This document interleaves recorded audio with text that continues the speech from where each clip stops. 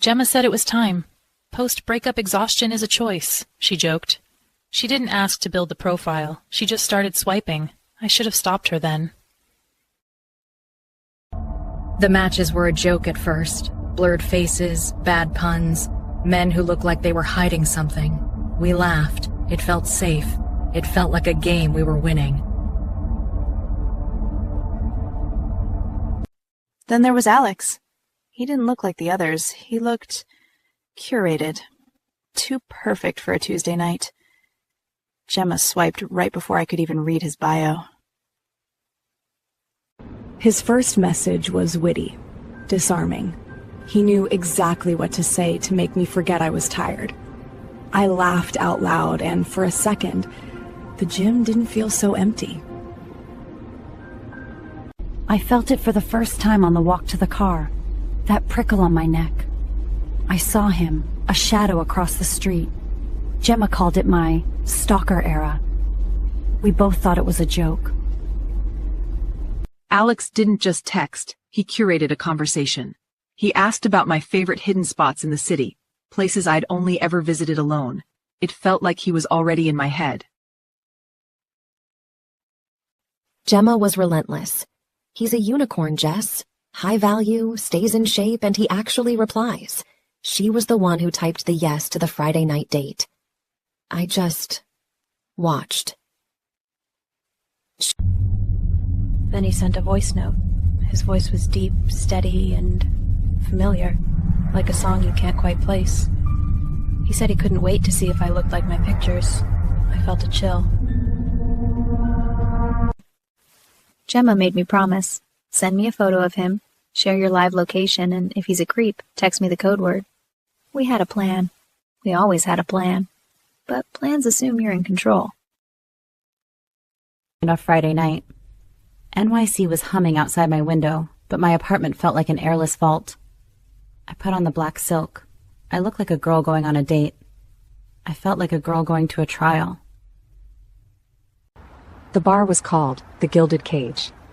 Gemma had joked about the name, but standing there, it didn't feel funny. I checked my phone one last time. No new messages. Just the green dot of my shared location. He was already there.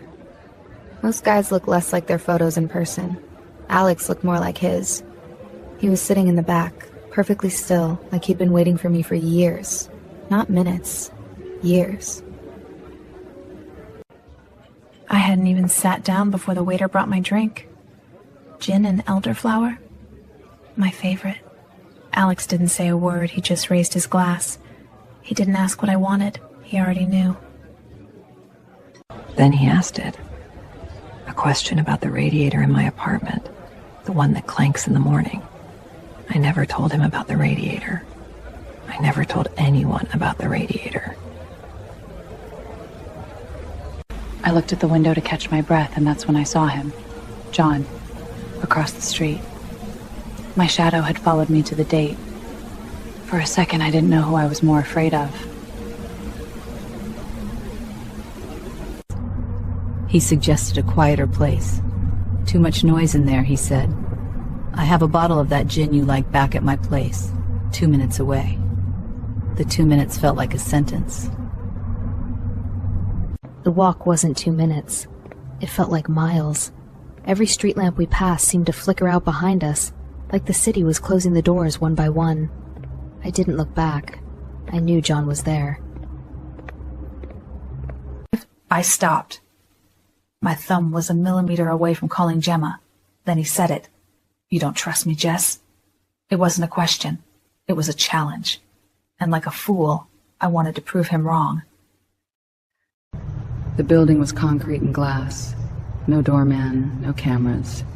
Just a digital keypad that Alex opened without looking. He didn't use a key. He used a code. He'd done this many times before. The elevator was a box of mirrors. I saw 100 versions of myself, all looking down, all terrified. Alex didn't look at me. He looked at the mirror. He was admiring the collection. The apartment didn't feel like a home. It felt like a stage. There were no books on the shelves, no dishes in the sink. Just a cold, clean silence that seemed to swallow the sound of my own heart. I heard it before I saw it. A digital chirp, high and sharp. The sound of a door that wasn't just closed, but sealed. Alex didn't reach for the lock. The house did it for him. He took my phone. He said he wanted us to be present. He put it in a black bag that killed the signal instantly. My location, my link to Gemma, my safety. It all went dark. I saw the closet when he went to get the drinks. It wasn't full of his clothes. It was full of ours. Rows of beige knits and blue-ribbed sweaters, all tagged and numbered. I wasn't the first. I was just the latest. I didn't wait for the drink. I ran for the door. I pulled until my fingers bled, but the steel didn't move. Behind me, I heard Alex's footsteps. He wasn't running. He didn't have to. The air in that room was different. It smelled like plastic and ozone. The door didn't just close, it vanished into the wall. I was in a box, and the world outside was already forgetting I existed. Then the walls woke up. They weren't walls, they were eyes. Everywhere I looked, I saw myself. A dozen versions of my own panic, broadcasted to people I couldn't see. I was the show. Alex spoke through the door. He didn't sound like a monster. He sounded like a therapist. He told me to be still. He told me the bitters liked it better when I looked collected. Bitters. I found a window, but it was a tease. Reinforced glass, 3 inches thick. I could see the taxis and the lights of people going home. They were so close, yet they were on another planet. The speaker in the hall changed. The blue ring turned red. It started to chime, a rhythmic, digital sound that felt like a countdown. The auction had started. My life was officially on the clock. I found it. A digital ledger. It wasn't just names, it was inventory. Kathy's hair color, Chelsea's measurements, and then my own name at the bottom. The bidding was already at 40,000. I wasn't a person, I was a lot number. The world was watching. Red dots on a map. People in cities I'd never seen, fighting over who got to keep me. The numbers kept climbing. Every click of that clock was a piece of my future being sold off to a shadow. I needed a way out, or a way to fight. I found another speaker, one of his eyes. It was heavy, solid. I gripped it until my knuckles turned white. If he was going to come through that door, I wouldn't be standing still. He stayed right outside. He didn't yell. He just talked about the transition. He told me the buyer was a collector of rare aesthetics. He said I should be proud. My price had broken the house record. I found the trophies. Kathy's glasses, her ID. She hadn't gone on a trip. She hadn't moved away. She'd been processed. And that's when I realized the house didn't just move objects. It erased lives. I screamed until my throat felt like it was lined with glass. I screamed for Gemma, for John, for anyone. But the room was built for silence. In here, a scream is just a vibration that no one hears. Outside that door, my phone was dying in a lead-lined bag. Gemma was calling. I knew she was. I could feel the signal trying to break through, like a ghost tapping on a window. Alex just stood there, watching the night. The auction closed at midnight. I heard the printer start, a rhythmic, mechanical chugging that signaled the end of my name and the beginning of my lot number. I wasn't Jess anymore. I was cargo. Then the lock chirped. The light turned green. Alex stood there with a silver case and a look of professional boredom. He didn't see a girl with a weapon. He saw a product that needed to be packaged. But Alex had forgotten about the shadow, the one from the gym, the one from the street. John wasn't a stalker, he was a hunter, and he'd finally found the door. Then the room went manic, emergency strobes firing 10 times a second. I couldn't see him move, I just saw pieces of time. The shock in his eyes in one flash, the speaker connecting in the next. It wasn't a fight, it was a glitch.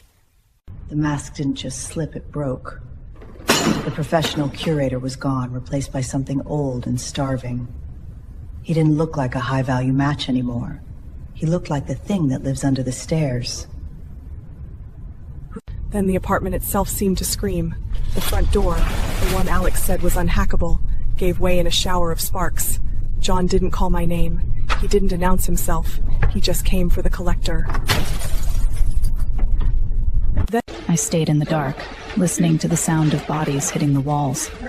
Thuds, heavy breathing, and the sound of breaking glass. I didn't know if I was being rescued, or if the buyer had simply arrived early. The door hit the wall, and there he was, the shadow from the gym. The man who had mirrored my every step. He looked like a nightmare, but he was holding his hand out. He knew my name before I even spoke. The strobe stopped, leaving us in a cold blue haze. John stood there, breathing like a wounded animal. He didn't look like a savior. He looked like a man who had already lost everything and was looking for the pieces. I showed him the card, the glasses. That's when I saw the same dark waves in his own hair, the same curve of the jaw. He wasn't a stalker, he was a brother, and Kathy was the reason he'd been living in the shadows. John wasn't just there for me. He was there to burn the map. He deleted the names, the bids, the shipping routes. If he couldn't save the others, he was going to make sure the auction house went dark forever. The air in the stairwell tasted like rust and old sweat. John froze, his hand snapping into a signal I didn't need to be trained to understand. They weren't using the elevator anymore. A motion sensor tripped 3 floors down. They were close. We couldn't go down. John didn't panic, he just recalibrated. He moved me like a piece on a board, his eyes already 3 steps ahead of the men in the gray suits. He knew this building better than the people who built it. We found the service lift. It was slow, loud, and smelled of industrial grease. It felt less like an escape and more like a cage, but John didn't hesitate. In his world, a slow exit is better than no exit at all.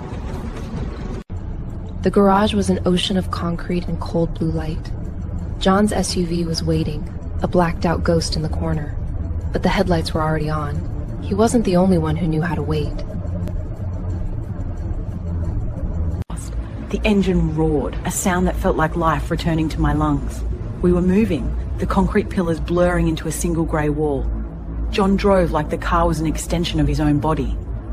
We were out, but we weren't safe. We drove until the city lights turned into a single, blurred line. John didn't check the mirrors for police, he checked them for shadows. I held Kathy's sweater. It still smelled like the gym, like the last moment she was just a girl and not a lot number. He took me to a place that didn't exist on any map, a hole in the wall where he'd been planning his war. He told me the auction wasn't over, it had just gone mobile. We weren't hiding, we were rearming. John found it in the hem. Kathy knew. Before they took her, she'd sewn her own escape route into the wool. The dot was moving north. She was still alive. She was waiting for the shadow to find her. John asked if I wanted to go to the police. I looked at the red dot on the screen and then back at the man who had spent months following me just to find a lead. I didn't want a statement. I wanted my friend back. The auction house thinks they won. They think they just lost a lot number. But they don't realize the shadow is out of the box now. And we aren't swiping right anymore. We're coming for the curators. The green dot stopped moving. It led us here, to a graveyard of steel and salt air. The signal isn't coming from a person anymore. It's coming from inside. And John's hand is already on his weapon. Season 2 is just beginning. If you've liked this story, please comment and share for the next episode. Your support keeps the search for Kathy alive.